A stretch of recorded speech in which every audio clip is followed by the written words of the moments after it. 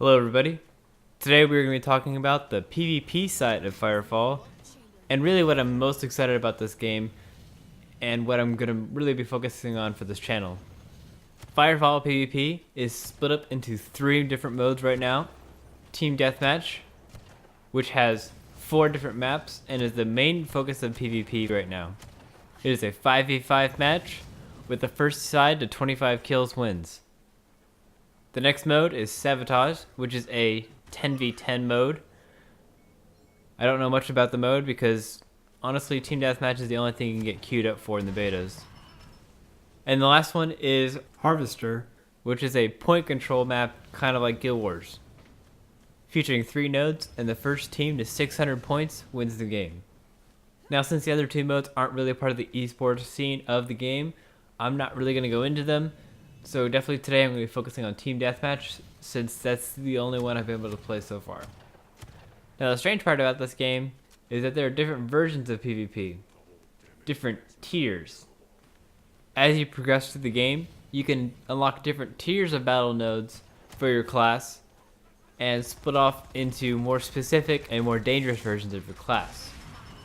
Most people are still on tier 1 obviously, because 1, the experience grind is kind of long, and especially for a beta, might not be worth your time, and it's kind of more fun at tier 1 right now. A lot of the players are really just having fun and shooting each other all the time, kind of like playing a TF2 match. It's very casual, pretty fun, and it's easy to dominate. Makes you feel good. But the first thing you'll notice is that weapons are not the strongest thing in the game.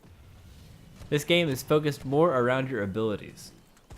Each class has their own set of abilities that they're able to unlock as they progress through their first tier, but you are able to use both of your abilities for tier 1, and that's about it. There's no real choice, there's no real different kind of specs you can go into for this tier, so it becomes easier to understand and easier to get a feel for how each class plays. And I think that's why people like this one the best. They know when they're going up against a certain class that this is what they're going to be using, and this is what they need to do to avoid taking damage from that other class. I played a lot of Recon and a lot of Assault, starting out as Recon because I loved sniping, but as I found out that the weapons are not as strong as I feel they should be, I quickly came into having fun with the traps and explosive ammo, which relies on tagging enemies with darts when they are heading towards the rest of their team behind a corner or something. If you can tag someone with 5 different shots, they explode into like maybe about 1600 damage, and you can take out a couple people that way if they're grouped together. This is really fun. Another thing that recons can do is lay out mines for huge AoE damage. But the problem is, you can shoot these things in a straight line across the map easily, and it just becomes kind of overpowered for that initial damage that you get off in a fight.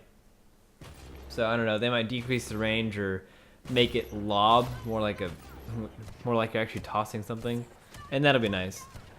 But then again, it probably isn't balanced for this tier. This tier is definitely unbalanced because the most overpowered class in tier 1 is easily the Assault. The Assault wrecks everything, and no one can do a thing about it.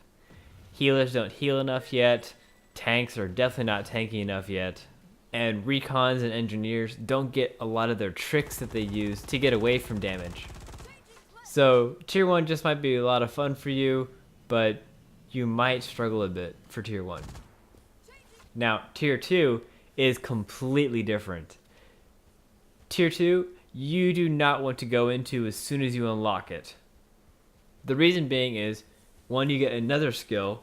You start out with the 2 skills that you learned before, and then spec into another skill, and there's like 2 others that you can unlock to respec your class so that you can have all brand new skills or a bit of mix and matching between tier 1 and tier 2.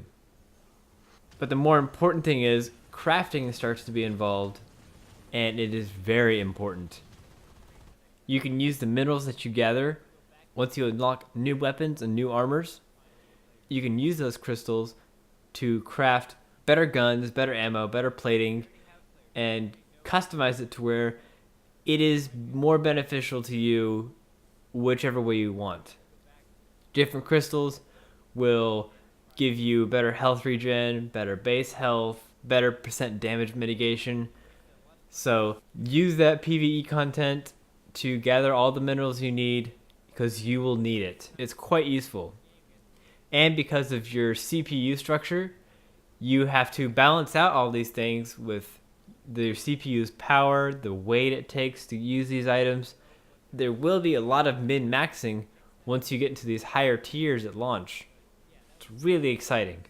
The only problem I have with this is I've been playing Guild Wars 2.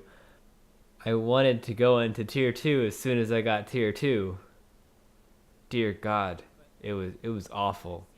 The damage you do is so insufficient because you don't have those crafted items. You take super amounts of damage because you don't have the armor you need. And it's just terrifying to see all these classes with new abilities that make them stand out on their own much better. The medics are invincible because they can heal themselves back to full all the time. So their main job is to kite the enemy team around trying to kill them and make them big targets for your team to focus down. I find that a bit overpowered, especially with their Singe mask, which lets them get away and leave behind a poisonous cloud that does tons of damage. It's way too much for me to handle. Recons get a decoy, which is really cool. So you can leave behind a clone that doesn't move and leaves you invisible for a few seconds while you find a new position. Recons get like a napalm strike they have to aim down. It's awesome, does huge amounts of damage. Every class is just really cool by tier 2. And as I'm saying this, it worries me. Why do they have different tiers for PvP? Like, it lets you jump in whenever you want because you get to play at different tiers. You get to play PvP throughout the game, which is okay, I guess. It's so hard to balance, and if they want to become an esport, what's the point? If you want to be competitive, you have to play their game first. That works for me because I really like playing the game. I don't want it to become a nuisance grind though. And looking at some of the costs and everything for later tiers, I don't want to be in this forever just to find out if it's good or not. That worries me. I mean, by the time we get to tier 5, Guild Wars 2 will be working.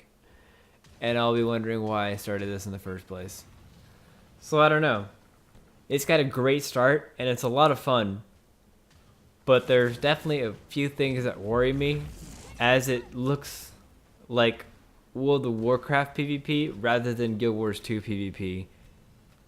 But I can't ignore the fact that they have a spectator mode and replay mode, and I'll be working on getting you coverage of that soon.